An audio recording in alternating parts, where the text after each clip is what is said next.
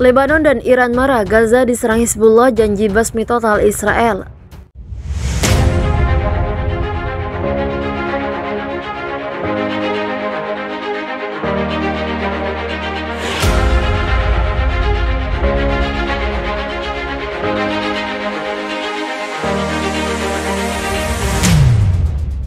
Lebanon mengecam keras serangan di Gaza oleh Israel sejak Jumat. Kementerian Luar Negeri Lebanon meminta masyarakat internasional segera campur tangan untuk segera menghentikan serangan ini.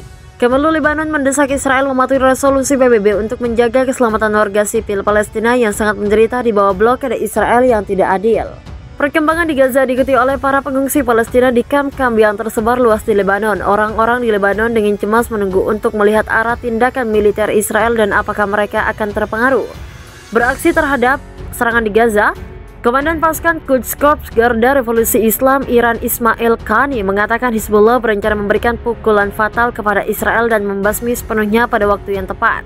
Keamanan Israel menurun, kami tidak akan berhenti berjuang dan kami akan terus berdiri teguh, tegas dia. Direktur Tatwir Center for Studies di Lebanon Hasham Debsi mengatakan kepada Arab News bahwa pernyataan Qani termasuk dalam kategori reaksi daripada tindakan. Setiap kali Gaza diserang dari Israel, Korps Garda Revolusi meluncurkan slogan favoritnya yang menyatakan mereka akan memberikan pukulan fatal kepada Israel pada waktu yang tepat.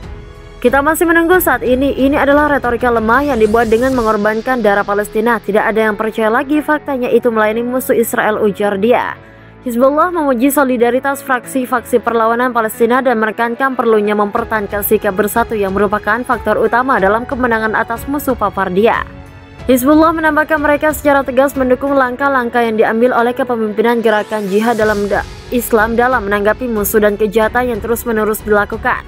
Wakil Sekretaris Jenderal Hizbullah Syekh Naim Kashim mengatakan, pada Sabtu kita harus tahu bahwa Israel adalah kriminal dan bermusuhan. Membunuh orang termasuk seorang anak dan melukai puluhan orang di lingkungan perumahan adalah tindakan kriminal yang tidak boleh dibiarkan begitu saja. Israel harus bertanggung jawab atas hukuman ini. Debsi mengatakan ekskalasi kekerasan Israel terjadi selama diskusi mengenai kesepakatan nuklir Iran. Momen ini memungkinkan semua orang untuk beraksi, ujar dia. Pasukan keamanan Israel membunuh seorang pria yang dicurigai menanam bom di pinggir jalan. Ledakan itu melukai seorang pria di dekat wilayah pendudukan tepi barat pada pekan ini. Tersangka ditengarai memiliki hubungan dengan kelompok bersenjata dari Lebanon, Hizbullah. Pada Senin, seorang pengendara Israel terluka parah dalam sebuah ledakan di jalan dekat tepi barat di wilayah pendudukan itu. Serangan militan Palestina yang diprovokasi Israel telah meningkat dalam beberapa bulan terakhir. Para pejabat Israel menahan diri untuk tidak berkomentar, tetapi dalam sebuah pengarahan dengan wartawan, militer mengatakan seorang tersangka bersenjatakan beberapa perangkat termasuk rompi bunuh diri telah dihentikan di sebuah pos pemeriksaan pada Senin. Pasukan keamanan Israel menembak dan membunuh pria itu. Menurut seorang pejabat militer Israel, sopirnya ditangkap dan dibawa untuk diinterogasi lebih lanjut. Tersangka ditemukan memiliki senjata termasuk sabuk peledak yang siap diaktifkan, kata militer pada Rabu. Otoritas menambahkan pihaknya telah mencegah serangan lain. Pejabat itu mengatakan militer sedang menyelidiki kemungkinan hubungan antara pria itu dan kelompok militan Hizbullah Lebanon yang kuat dan bekerja. Asumsinya tersangka menyusup ke Israel dari Lebanon.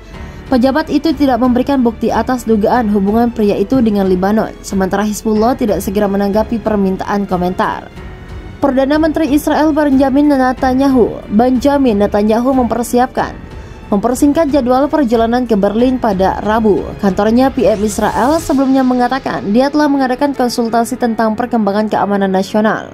Rencana perjalanan awal yang beredar minggu lalu mengatakan Netanyahu akan kembali pada Jumat. Pernyataan baru mengatakan ia akan kembali pada Kamis. Pernyataan itu tidak menentukan apakah penjadwalan ulang akan dan konsultasi terkait.